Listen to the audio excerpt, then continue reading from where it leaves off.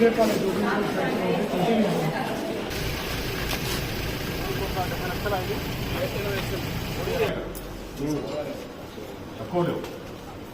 అన్ని రూములు మీరు హ్యాండిల్ చేశారా? పైకి కూడా మీరు రోల్ ప్రకారంగా 6th and 7th చెప్పే టీచర్స్ చెప్పే టీచర్స్ వేరువేరేనా? దేంతో 6th లోనే అడ్మిషన్ తక్కువ. అదే నేను అడ్మిషన్ గురించి అడగట్లేదు, చదువుతున్న పిల్లల గురించి అడుగుతున్నాను. మీకు థర్డ్ ఏమో 21 ఉన్నారు, 23 పెరిగారు, 2 పెరిగారు. మళ్ళీ అదే 4th లో ఏమో 17కి వచ్చారు. లాస్ట్లో పిల్లలు ఫీజులు కడతారు, ఏదైనా చేస్తారు, ఆటోమేటిక్గా దాన్ని ప్రమోట్ చేస్తారా? మళ్ళీ నువ్వు సపరేట్గా అప్లికేషన్ పెట్టుకోమంటారా మీరు?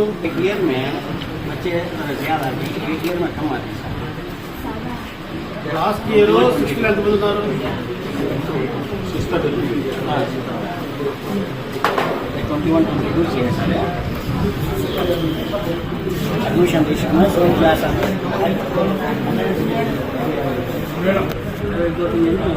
स्कूल लेकर को जाती है लेकिन अब 28 है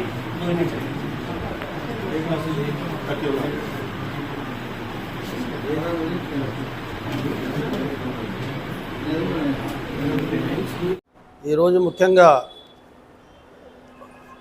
ప్రభుత్వ సలహాదారుడిగా నన్ను నియమించిన తర్వాత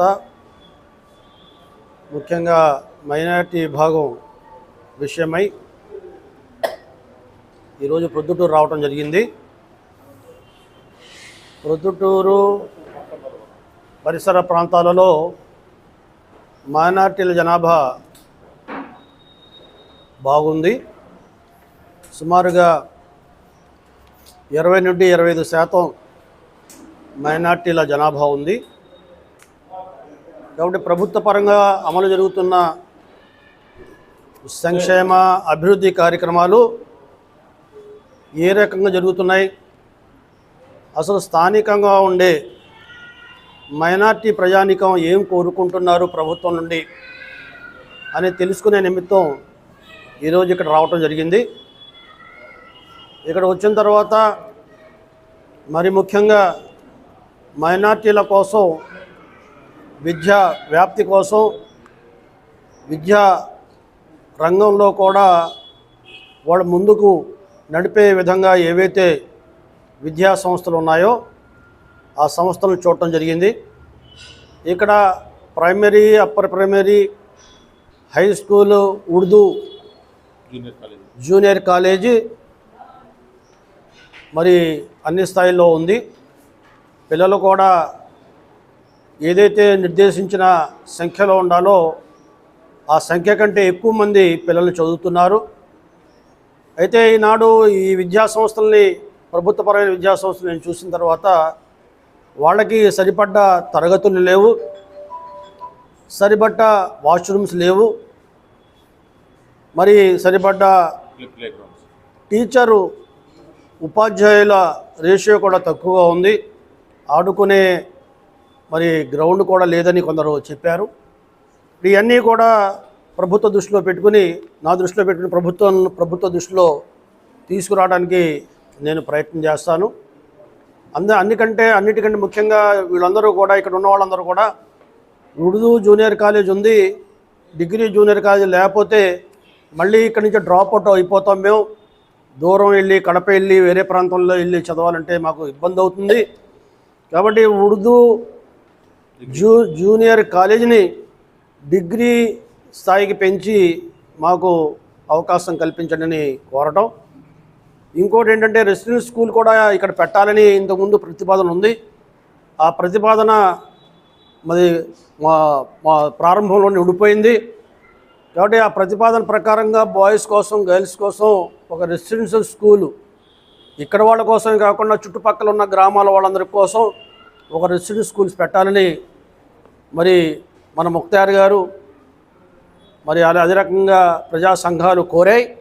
ఈ విషయంలో కూడా ప్రభుత్వం దృష్టిలో పెడతాం. ఇక్కడ స్థానిక శాసనసభ్యులు వరదరాజిరెడ్డి గారు కూడా మైనార్టీలతోటి బాగా మమేకైన వ్యక్తి. ఆయన సహకారంతో ప్రభుత్వంలో ఈ విషయాన్ని తీసిపోయి 1 డిగ్రీ కాలేజీ పెట్టడం, 2 మరి రెసిడెన్షియల్ స్కూలు 1 కానీ 2 కానీ బాయ్స్ కానీ గర్ల్స్ కానీ పెట్టే ఆలోచనని ఒక రూపకల్పన తీసుకురావడానికి ప్రయత్నం చేస్తామని ఈ సందర్భంగా మనం చేస్తున్నాం. ఇక్కడ పేదరికం కూడా ఎక్కువ ఉంది. అందుకనే విద్యారంగంలోనే కాకుండా ఉపాధి రంగంలో కూడా మెరుగైన వసతులు కల్పించే విధంగా ఈనాడు సుమారుగా 500 కోట్ల రూపాయలతో మైనార్టీస్ ఫైనాన్స్ కార్పొరేషన్ ద్వారా ఏవైతే ఉపాధి పెంచుకునేందుకు సబ్సిడీతో కూడుకున్న రుణాలు 5 లక్షల వరకు ఇవ్వాలని మేము ఎన్నికల మేనిఫెస్టోలో పెట్టాము. ఆ రకంగా మొదటి విడతగా ప్రారంభంలో 5 కోట్లు ఇస్తున్నాం, 500 కోట్లు ఇస్తున్నాం.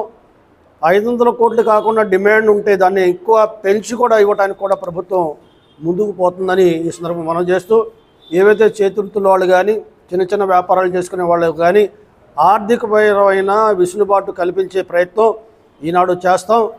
అంతేకాకుండా ఇక్కడ ఏదైతే ఆధ్యాత్మికంగా మసీదులు ఉన్నాయో ఆ మసీదుల ఇమాములకి గతంలో నుండి ఇమాం మౌజన్లకి మేము జీతాలు ఇస్తున్నాం, గౌరవ వేతనాలు ఇస్తున్నాం. అది అవి కూడా దాన్ని పెంచి ఏవైతే పెండింగ్లు ఉన్నాయో వాటికి కూడా ఇచ్చే ప్రయత్నం చేస్తాం. గత ప్రభుత్వం ఏదైతే మరి పెండింగ్ పెట్టిందో ఈ గౌరవ వేతనాలు అన్నీ కలిపి రాబోయే రోజుల్లో 8 నెలలకి సరిపడ్డ మరి జీతాలన్నీ కూడా చెల్లించే ప్రయత్నం చేస్తాం.